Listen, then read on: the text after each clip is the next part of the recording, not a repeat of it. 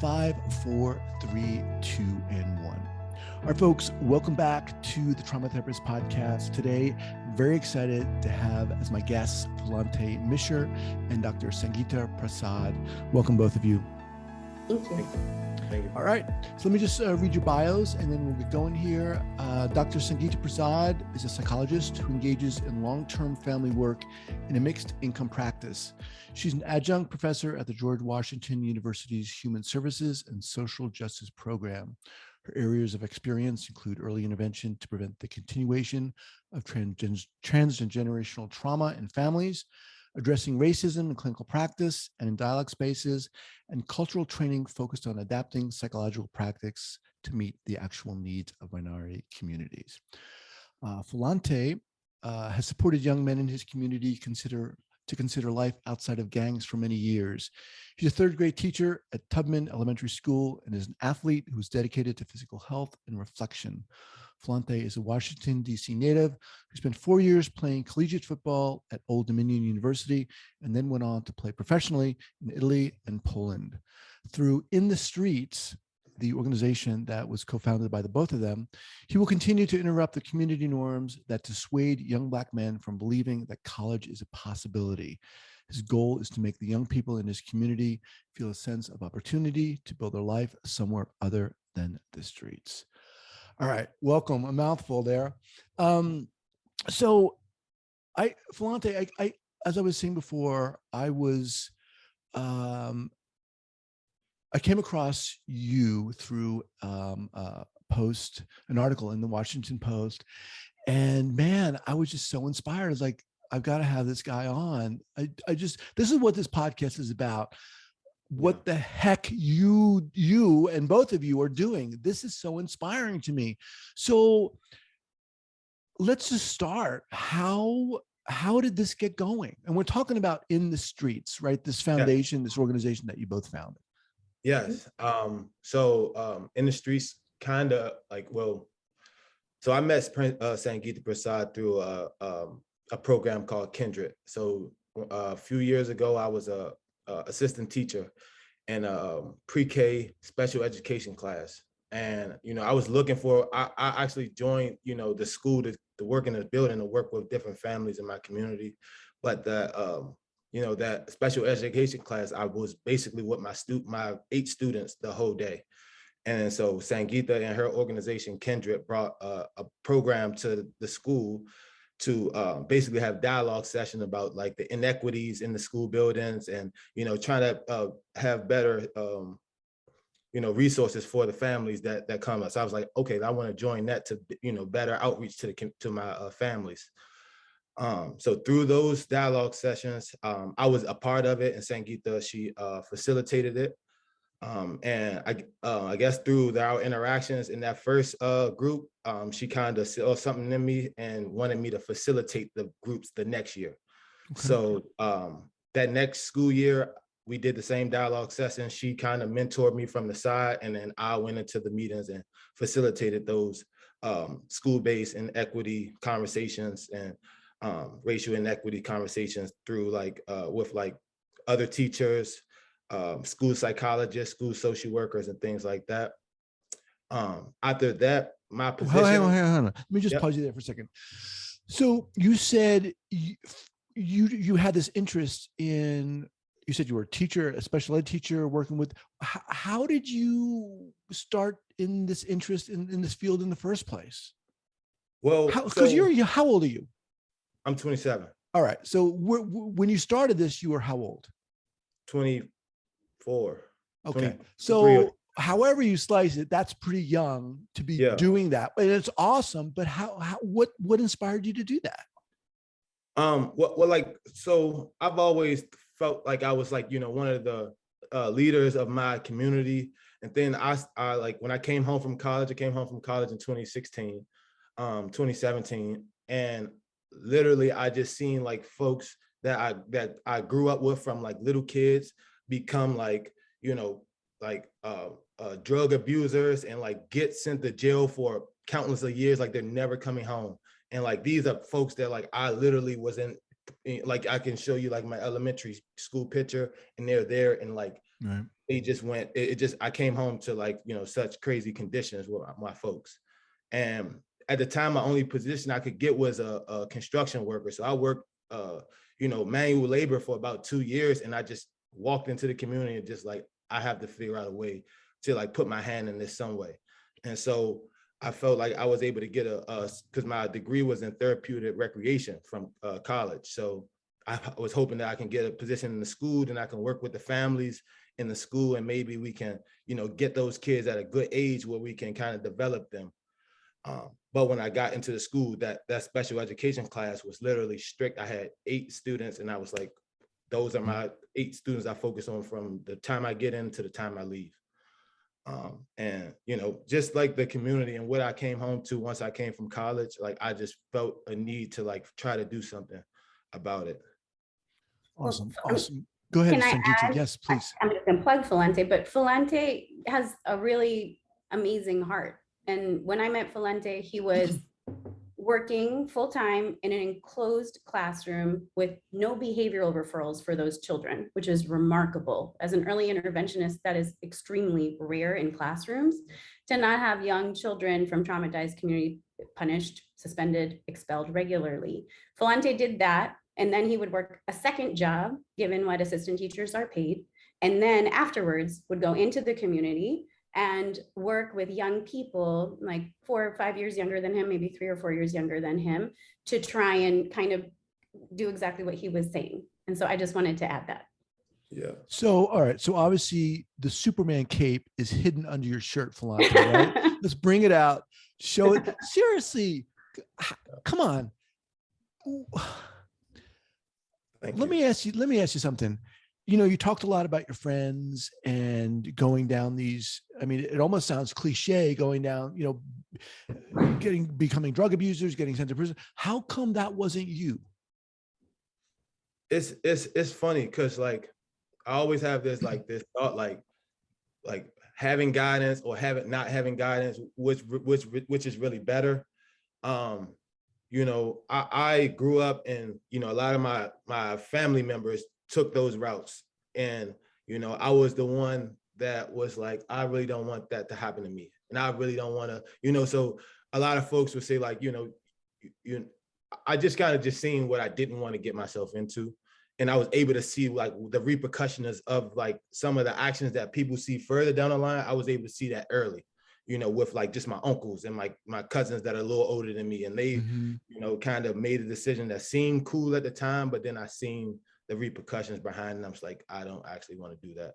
Because a lot of times when people have discussions like this, they point to like a mentor in your life. Was there like that figure in your life who guided you or directed you or set you straight? So I would say maybe further once I got into high school, but like growing up, really, like, I was really a loner in a sense. Like I really didn't have much friends because, basically being from DC, it's not like a gang. So like when you say distract you from gangs, it's not like a gang that you join. Like wherever you're born at and raised at, that's the gang you're a part of. So regardless if you involve yourself or not, as long as you were raised there, as long as you grow up there, you are part of it from the people that are opposite to you. So, when you engage in those activities, like that's when those crazy repercussions, like going to jail and, getting caught up in the different things happen. So like the fact that I didn't engage in those activities as much as other people made me like stand alone in some senses. So I would like usually be by myself, right. And I would, usually not have, really too many close friends. Awesome. So let's bring you in here, Sangeeta. So you were what in an advisory role with Fellonte, or what was your? So I facilitated the first group. It was a race and equity group, and this was maybe the 7th or 8th school I'd done this at through a different organization, and I was senior advisor at that organization. But in part, I saw in Fellonte and in Latoya, our other co-founder, that group of people, what the two of them said, because they had the lived experience in the community and were able to communicate that, would shift the mood of the group, would shift the focus to where it needed to be. And it is so rare that the Fellontes and Latoyas of the world run the organizations that actually address trauma. And so over time, I helped Fellonte train to become the race and equity facilitator along with 2 of his colleagues the following year. And then I just got tired of leaving places. Some of my patients I've seen from age 2 to age 13 now. And so I don't like how with trauma, sometimes you have a 3-year band or a 2-year band or something short, and then you leave because disappearance is such a fundamental part of the psyche of people who are oppressed. And so to again be somebody who offers care and then disappears, I got tired of it. I didn't want to do it anymore. And so I reached out to Fellonte and Latoya, and I said, they reached out to me and said, there is so much violence happening in the community right now. Like, there is just so much happening. And I said, what do you think if we try to do this thing together and address that violence in a central way, hopefully in a method of participatory action where the people doing the work are from the community, so that we can engage community members, we can work on building community, we can pay community members to interrupt the wealth gap, and train them in healing themselves and then contributing to others so that we can use our shields against racism, which are positive identity and advocacy. And Fellonte and Latoya were up for it, and we started. When was In the Streets founded? Officially, like January, but we've been doing this work for 2.5 years. Okay. But we were not in any official capacity as a nonprofit until January. Obviously, this topic is huge, and it feels crazy to have such a short time limit on this. But what you were saying about Fellonte and Latoya, who unfortunately isn't here, but not only did you, Fellonte, have this leadership ability and this presence to do the work, but you had the lived experience, and that combination is so crucial. Excuse me. What is the mission of In the Streets? Fellonte, why don't you take this one? The mission of In the Streets is to disrupt generational trauma in the Black community of Columbia Heights, which is the community that me and Latoya, basically grew up in. Okay.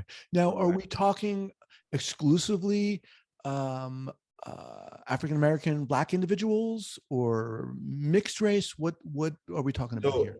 Immediately, we're speaking about the Black community in Columbia Heights.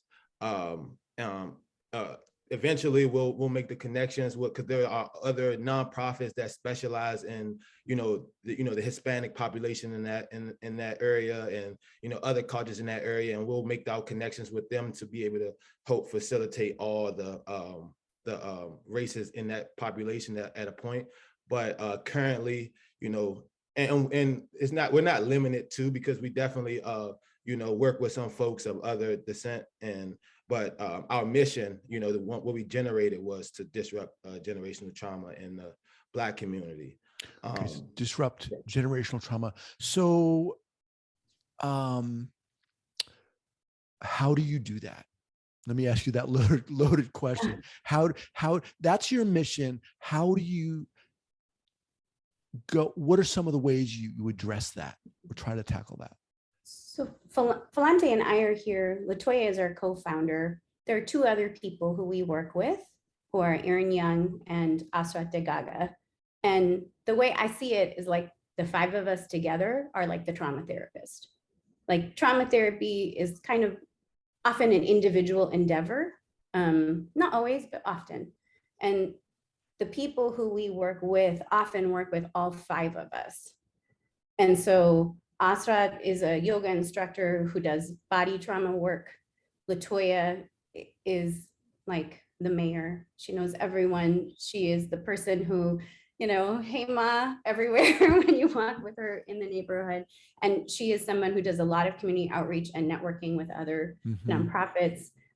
Erin researches history, kind of brings that to the front. Fellonte has a lived experience, goes and scoops people up and brings them in. And then I have the mental health experience. And so we address the mental health, the body trauma, the peer support, the community engagement, and infused throughout that is the lived experience piece of it. And that you can't do this work, I don't think, without that in this community. And consultation in our field is so limited. The idea that you can consult with someone once or twice to understand lived experience is not right. Fellonte, so do people come to the knock on the door and say, hi, I want help? How does it work? Yeah, it's actually a process, you know, cultivating minds, like making people open to things that they're not super open to. Definitely is a process. The biggest part is trust, you know. A lot of folks in my community, and I think that's why you know, me and LaToya were perfect for it, because a lot of people trust us. So like, and some things one thing that I always say, and I make a joke out of it, but it's like really serious. Like I'd say, you know, disregard your apprehension and trust me. Like trust what I'm, and, you know, you may not like know, like, you know, therapy, that sounds like super, you know, apprehensive. I may not, but like, yeah, but also trust that I'm trying to do something right. And so it takes an element of that, but then everyone, you know, isn't in that, you know, that grace is with me. So then it takes, you know, further conversation, kind of getting the history, understanding the history, and like why this makes sense.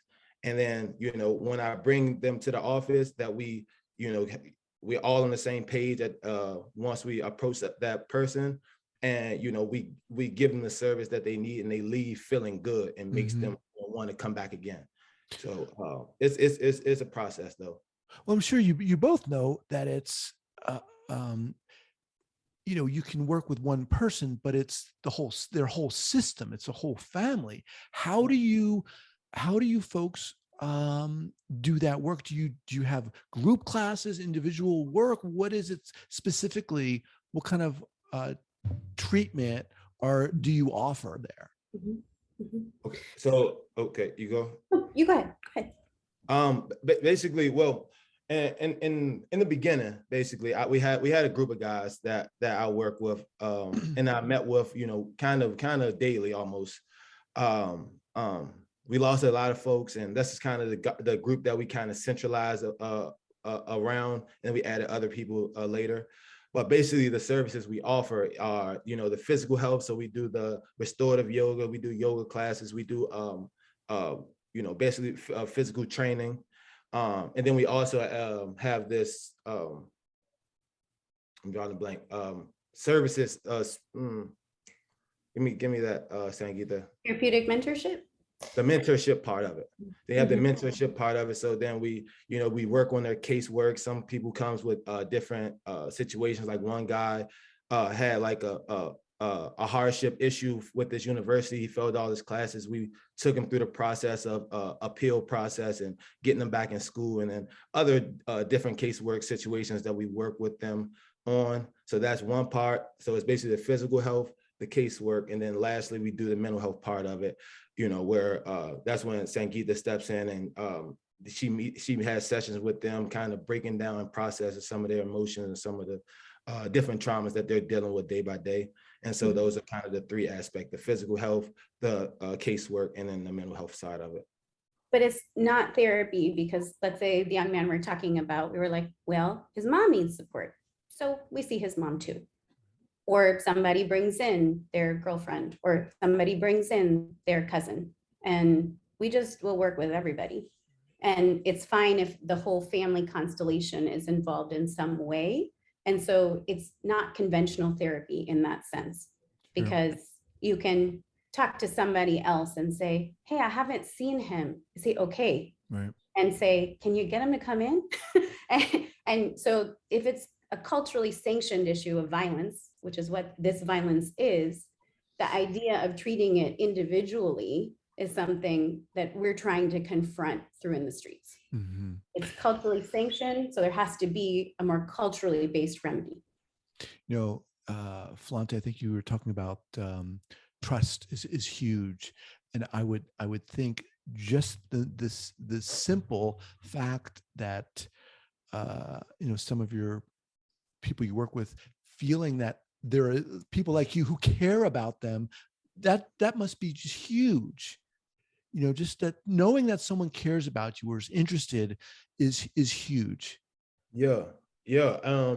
You know, what I've realized is, like, you know, when you have that trust in like someone, and you know, it's rare in our community where, like, you know, we have situations where, you know, folks have issues with even their parents, like can't even trust their parents, and different things like that. When they have someone that they can trust, they have like the capacity to do more things with their life and you know, be happier individuals.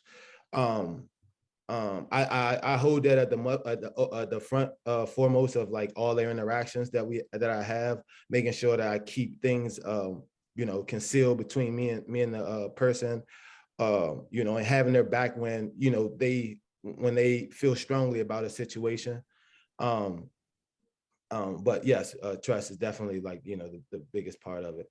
Let me just reintroduce you here. I'm speaking with Dr. Sangeeta Prasad and Fellonte Misher, two of the co-founders of In the Streets. So is In the Streets is, where is it specifically in Washington? Is it in DC? Yep. Okay. Washington. And is it a nonprofit? Yes. It is. It is a nonprofit. Okay. Okay. Let me ask you something, Fellonte. I'm going to start with you. When you in this work that you're doing, founding this organization, what continues to inspire you, or who do you look to that inspires you in this whole journey that you're on? Definitely the people around me, in the sense of, like, you know, I don't see myself separate from the folks that we work with, you know. So, like, you know, as I build my capacity and I build, you know, my learning and my growth and my happiness through this work, and, you know, relieving some of my traumas, seeing that in other folks is what definitely motivates me. Seeing those guys come from, you know, at one point where getting a job and going to college and, you know, just going through the aspect of life to make them happy wasn't an option. Like, I'd rather just sit here and just like wait till, you know, my day comes, and come from that to, you know, wanting more and going to obtain more. And those are some of the things that definitely motivate me. Awesome. Thank you. How about you, Sangeeta? Yeah, I think I worked in India a long time ago now in domestic violence, which is also culturally sanctioned violence. And I think it really shifted the way I see the work that we do. And I often think about the women I worked with there, who also were community members, who were the most well-equipped to address that violence. And in the young people who we work with, I am so often reminded of that experience. And like today, I had somebody who came in for a session and then said, I'd really like to volunteer with you guys in what you're doing. And things like that, where community engagement, the look when you say, I see something in you and it's real, and it doesn't matter that society tells you that it's not there. And it's okay that you're really pissed off, because you have a lot of good reasons to be really pissed off, but that's still in you. Yeah. You know, I think every day we get to learn from those experiences and value people in the way that they deserve to be valued. Can you share, both of you together, can you share an example of someone you've worked with, either you know, recently after you founded In the Streets, or in one of the earlier workshops you were doing? And obviously, I'm not asking you to name names or anything, but can you share an example of someone you worked with and what their experience was? For sure. What one person that we definitely I don't mind sharing this. Aaron, and we mentioned him already. He's actually a employee now in the streets, and he's working with us, and and great things are happening. But at one point where he started at was, he definitely didn't know, where he was going in life, and where he really wanted to go, and never really took the time to break down some of the traumas that he was holding on to.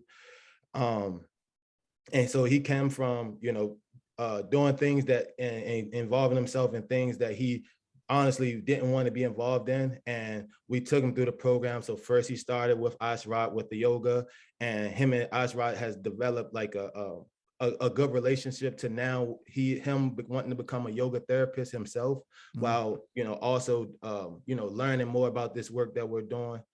What brought him, Fellonte, what brought him initially to the program? Oh, so Aaron actually is one of my roommates from college. He's a roommate from college. He was a year younger than me. So I came back to DC. I came back a few years before him. He graduated a year after me, but stayed, and we went to Old Dominion University. So in the Hamptons Road area, he stayed there for a few more years after he graduated, and then came home. And I just seen what he was going through day to day. And some of the things could be so easy, because I seen the potential he had in him, and it wasn't being put to great use. And I don't think he's seen it in himself at the time. And then, incorporating him, meeting with Sangeeta, meeting with Ashrat, and, him being around me just day to day, had definitely transformed his perspective on life, and his perspective on exactly what he what's his calling in life. That's awesome. And then we got him. He started a job. I wanted him to get some job experience before he started in the street, so he got a job for about 2 months, just building things at IKEA. IKEA is he just was building things, and just kind of getting this that working mode kind of churning. And then after a few months, we were able to get the funding to hire him full time, and he was able to acquire an apartment. He was able to get his license and everything back in line. He was able to appeal a process, because he got in a little issue in college, and he's able to get his degree now after completing his whole college career and then not getting a degree. So we did that appeal process, and he's getting his degree now. And just things are unfolding for him over time. That must feel amazing. For sure. For you. I feel good listening to you share that story. Yeah. Come on, you guys. This is awesome. I mean, this is what it's about. Let me ask you this. We're kind of winding down here, but what are some of the challenges that you both face doing this? Because I'm imagining there's a slew of them. Yeah, I think the biggest challenge psychically is internalized oppression. I think people start progressing, and they've been told for so long that they shouldn't end up anyplace good, given our history, this long history of racism in this country. And I think people at times become their worst enemy when they're growing, because of all that messaging. And I think a learning process that we're trying to figure out is how to make space for all of the emotional life of everybody who we work with. And we know sometimes we do really well by that, and sometimes you're like, oh, I maybe didn't make enough space for that. And I think rage is a really important emotion, one that is not paid enough mind to and not given enough space. And I know sometimes maybe I'm still working to learn how to make enough space for, righteous anger that will inevitably end up in places at times that doesn't serve a person, because it ends up attacking themselves. I see that as the biggest struggle. How about for you, Fellonte? What are some challenges you face doing this work? It's similar to what Sangeeta said, the internalized oppression piece, people not feeling, that they're worthy of help, especially day to day, honestly. It's just like they don't think that they are able to get the help, that they don't want the help, and things like that. And, understanding that if we all work together and we could all build each other up at the same time, but, you're told day to day and every day, like, you don't deserve.